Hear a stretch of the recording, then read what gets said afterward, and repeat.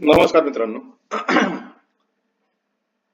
आता हा जो व्हिडिओ बनवत आहे मी तो आधार कार्डचं अपडेट अपार आयडीचं बनवण्याचा अपडेट त्याचं फायनल सोल्युशन आहे. हा व्हिडिओ पूर्ण पहा. तुमच्या डोक्यातील आधार कार्ड बद्दलच्या सर्व शंका दूर होतील. मागच्या वेळेस एनटीएने अर्धवट मेसेज टाकल्यामुळे बरेचसे कन्फ्युजन क्रिएट झाले होते. मी मागच्या वेळेस नोटीस तुम्हाला दाखवतो. सुरुवातीची ही पहिली नोटीस अपार आयडी बद्दल थोडं लिहिलं होतं. आधार अपडेट बद्दल इथं पॉइंट्स लिहिल्यामुळं थोडं कन्फ्युजन क्रिएट झालं होतं. कन्फ्युजन म्हणजे सिक्वेन्स मध्ये नावामध्ये बदल असेल तर काय करायचं, त्या गोष्टीबद्दल कन्फ्युजन होतं. अपार आयडी क्रिएशनचं कंपल्शन आहे का ह्याबद्दल कन्फ्युजन होतं. तर ते सर्व मुद्दे मी आता क्लिअर करत आहे. पहिली गोष्ट, आता तुम्हाला एनटीए नोटिफिकेशन 2 वेळा काढले म्हणजे सर्वांनी करून घ्यावे लागेल. पुढे तुम्हाला एनटीए ह्या गोष्टीला वेळ देईल असं मला वाटत नाही. आधार कार्ड अपडेट मधील महत्वाचे अपडेट कुठले आहेत? कंपल्सरी अपडेट, विद्यार्थ्याचे नाव 10वीच्या पासिंग सर्टिफिकेट नुसार तंतोतंत असावे. तंतोतंत असावे म्हणजे काय? स्पेलिंग मिस्टेक नको. स्पेलिंग मिस्टेक नको. सिक्वेन्स मध्ये बदल चालेल का? तर चालेल. नाव आडनाव पुढे मागे असे असले तरी चालेल. जन्मतारीख पासिंग सर्टिफिकेट नुसारच असावी. तंतोतंत आई वडिलांचे नाव 10वीच्या पासिंग सर्टिफिकेट नुसार असावे म्हणजे स्पेलिंग मिस्टेक नको. मोबाईल नंबर जोडणे हे मस्ट कंपल्सरी आहे. मोबाईल नंबर जोडला नाही तर फॉर्म भरला जाणार नाही. आता बेसिक काय माहिती सांगतोय, याचा काही विशेष आपल्याला उपयोग नाही. आधार कार्ड मध्ये माहिती किती वेळा अपडेट केली जाऊ शकते.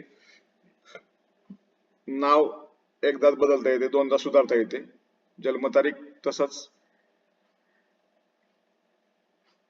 जेंडर एकदाच बदलता येते, एकदा सुधारण्याची संधी. पत्ता, mobile number, email ID, photo किती पण वेळा बदलता येतात. आता काही शंका ज्या मागच्या वेळेस मी सांगितल्या होत्या त्या परत सांगतोय. इथं सिक्वेन्स मध्ये बदल आहे. माझे नाव सुभाष रामचंद्र शिंदे, आधार कार्डवर शिंदे सुभाष रामचंद्र. तर तुमच्या नावामध्ये कोणतीही स्पेलिंग मिस्टेक नसेल तर नावामधील सिक्वेन्स बदलण्यासाठी आधार कार्ड अपडेट करण्याची गरज नाही, ते कंपल्सरी नाही. हा, मोबाईल नंबर जोडलेला नाही, आधार कार्डला मोबाईल नंबर जोडणे कंपल्सरी. जुना फोटो काय करावे? शक्यतोवर अजून वेळ आहे, तुम्ही नवीन फोटो अपलोड करून घ्या. आता एकदा तुम्ही अपडेट करणार असाल तर काय काय करावं? अपडेटच करणार आहे. पहिली गोष्ट, कुठल्याही नावामध्ये स्पेलिंग मिस्टेक असेल ते अपडेट करा. मेन बर्थ डेट मध्ये स्पेलिंग मिस्टेक असेल तर ते अपडेट करा. ऍड्रेस मध्ये मिस्टेक असेल तर ते अपडेट करा. बायोमेट्रिक अपडेट करा. रेफरन्स स्कॅन अपडेट करा. फोटो अपडेट करा. नंतर स्वतःचा ईमेल आयडी जोडून घ्या. स्वतःचा ईमेल आयडी जोडून घ्या. फोटो अपडेट पण महत्वाचा आहे. जुना असेल, काही काही मुलांचे दुसरी तिसरी आधार कार्ड आहेत ते अपडेट करून घ्या. आणि मोबाईल नंबर जर जोडताल तर कमीत कमी एक वर्षभर तरी तो नंबर बदलायचा नाही.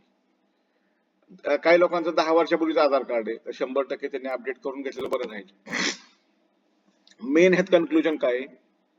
10वीचं नाव, आई वडील मुलगा, जन्मतारीख सगळं सेमच पाहिजे, स्पेलिंग मिस्टेक नको. फोटो आणि बायोमेट्रिक अपडेट करून घेतलेलं बरं राहील. फार मोठा बदल असेल तर 100% करा. मोबाईल नंबर लिंक करून घेणे कंपल्सरी आहे, त्याशिवाय फॉर्मच भरला जाणार नाही यंदाच्या वर्षी. तर हे मेन पॉइंट तुम्हाला परत हा वाटला तर स्क्रीनशॉट करून घ्या तुम्हाला करायचं असेल तर.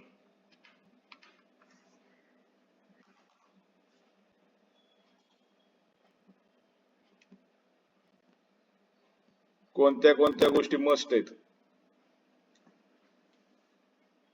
ह्या गोष्टी नसल्या तर फॉर्म भरायला खूप अडचण येऊ शकते.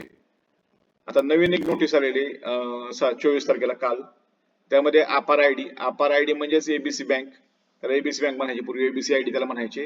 हे काय मॅन्डेटरी नाहीये, पण बनवणे खूप सोपं आहे. बनवून ठेवा. हे पुढं तुम्हाला एमबीबीएस मिळू, बीएमएस मिळू, बीडीएस मिळू तुमच्याकडनं क्रिएट करतात मला माहिती, कारण ते लोकांचं मला मेसेज येतात माझ्या पूर्वीच्या लोकांचे, त्यामुळं ते क्रिएट करून घ्या, त्याला काही खर्च लागत नसतो किंवा काही ऑनलाईन प्रोसेस आहे. हे आधार कार्डची पहिली नोटीस आहे. आता आधार कार्ड आधार कार्ड ह्या विषयावर मला वाटत नाही कुठल्या व्हिडिओची गरज आहे. आधार कार्ड कुठं अपडेट करायचं असेल हे लक्षात घ्या. आधार कार्ड कुठल्याही ई सेवामध्ये अपडेट करू नका. आधार कार्ड हे ऑफिशियल आधार केंद्र ह्यावरच अपडेट करा. ऑफिशियल आधार केंद्राची महाराष्ट्राची नाही अख्ख्या भारताची यादी मी पूर्वीच ग्रुपवर टाकलेली आहे. अशाच ठिकाणी जाऊन अपडेट करा. बाकीच्या ठिकाणी आधार कार्ड अपडेट होत नसतं. मोकळा वेळ जाऊ शकतो. Okay, thank you. जर आधार कार्ड बद्दल काहीही तुम्हाला शंका असेल अजून सुद्धा तरी मला कमेंट मध्ये कळवा. माझा चॅनल सबस्क्राईब करा. माझे बेसिक अपडेट हे क्लिअर कट असतात. मी प्रत्येक माहिती व्यवस्थित पॉइंट टू पॉइंट दिलेली असते. त्यामुळे ज्यांना मराठी समजते त्यांना सर्व माहिती समजते आणि सगळ्या गोष्टी मी स्क्रीनवर दाखवून करत असतो. बाकीच्यासारखं नुसती बडबड करत बसायचं आणि माहिती कुठलीही दिसली नाही पाहिजे अशा पद्धतीने व्हिडिओ बनवायचे की पूर्ण बघावं लागलं पाहिजे असं काही नाही. एका स्क्रीनशॉट मध्ये तुम्हाला सगळ्या गोष्टी कळू शकतात. चलो, ओके, बाय.